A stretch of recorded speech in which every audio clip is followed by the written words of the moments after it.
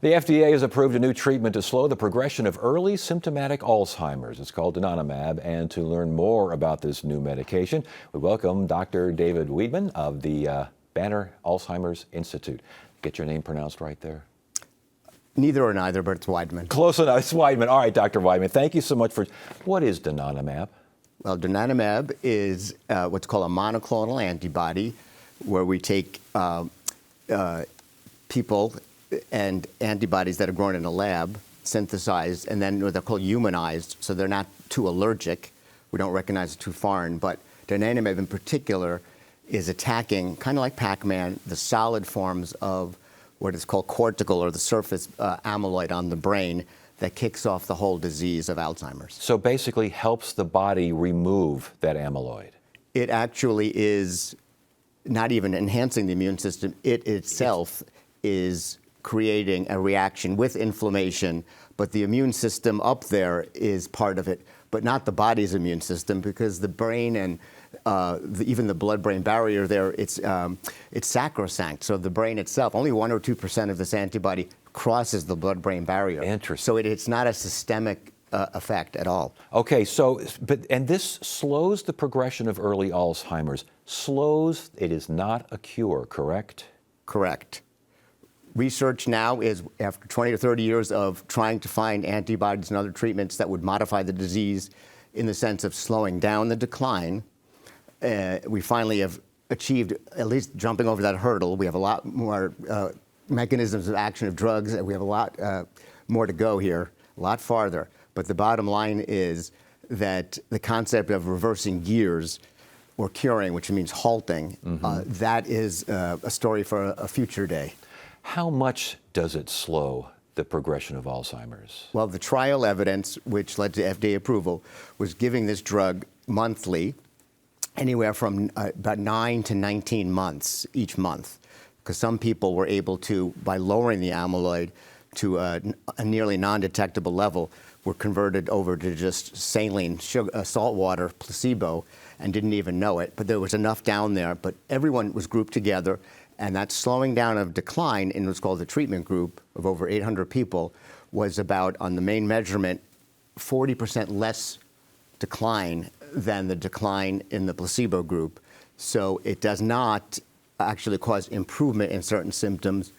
But a very important point is that if you're slowing down decline enough and you give it early enough, then we think certain symptoms can be forestalled, because someone may have started to not drive, or they're having trouble with finances, but they can still handle all the domestic chores, can still take their medications on their own. So we're trying to maintain that level of independence as long as possible. Does this, and I don't know if you know this, but sometimes you slow something down and the boomerang effect, it's almost exponentially more once it really hits its stride again.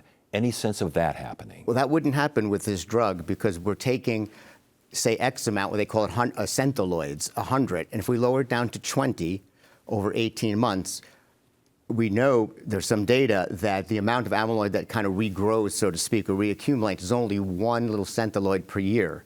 So there is no boomerang effect. So you're going, say, from 100 down to 20. Right. A year later, we don't have the full data yet, because the studies, are just sort of ending. And a lot of people are in what's called the extension, where they're still getting the drug, even though the drug's been approved, and they're still in the study. No one's kicking them out just because the drug is prescribable now, because there's so many safeguards and hurdles we have to jump through with all sorts of things, including access, MRI, and safety. But those folks who are, say, gotten their treatment and decided to leave early, they've gone down from 100 to 20. That's an 80% decrease, almost to negative. A year later, they're only going up to 21, 22. Oh, okay. So the whole key there is that's not the whole story, because the amyloid has downstream effects on nerve cells from the tangles and tau. So we have to now go after tau protein. It's amyloid is like the trigger. Yes. And so we're slowing down a little bit the trajectory of the amount of tau accumulation. So we're slowing the bullet, but amyloid's still, in a way, if you prevent the trigger, the bullet's still leaving the gun, maybe at a slower speed. Yeah. So Yeah. Is it safe? What have you seen as far as its safety? Yeah. First, the emphasis in the package insert, and anyone could look this up, is excellent about going through all the safety concerns for prescribers, physicians, and the main two side effects, the one that we have to consider among those two is it can cause a little leakage of water as we eliminate the amyloid off the blood vessels, so the blood vessels may leak a little water on the surface of the brain. It's called amyloid-related imaging abnormalities, E. E is the medical term for edema, and edema means water.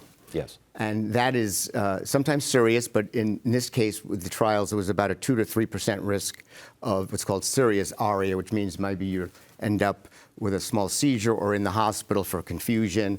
There could be transient visual loss, but 97% of folks, even you take the whole group and even the serious, 97% of folks, when you hold the drug, when you do safety MRIs, and see these reactions, which are almost expected in some people, then you hold the drug until those reactions clear on an MRI scan. Last question here. We're running out of time, but I want to get this in here. This is expensive stuff. This is like $32,000 some a year. And is that before insurance? That would be, I think most big pharma now, the marketing is geared towards it, and they want to start high because there's going to be, of course, income-based discounts. But that would be the price of the drug starting. But it's like our charges, as doctors, can be high initially because with the self-pay person comes in and could be higher, and so then we come down when we have to negotiate with insurance companies. And so very similar business principle.